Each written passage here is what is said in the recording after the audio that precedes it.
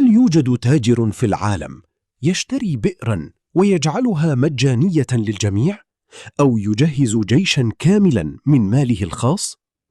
في الحلقة الثانية من حياة عثمان بن عفان نرى عظمة المال الحلال في يد الرجل الصالح. عندما عطش المسلمون في المدينة، اشترى عثمان بئر رومة من يهودي وجعلها وقفاً للمسلمين والفقراء إلى يومنا هذا.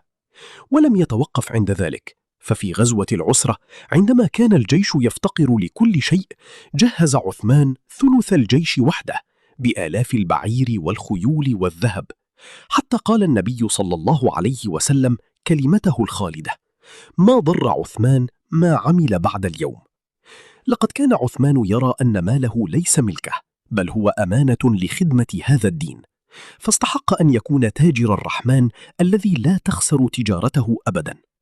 تابعوا السلسلة لتعرفوا كيف جمع عثمان الأمة على مصحف واحد، واكتبوا لنا في التعليقات ما هو شعورك عندما تعرف أن بئر عثمان لا يزال موجودا ويسقى منه الناس حتى الآن.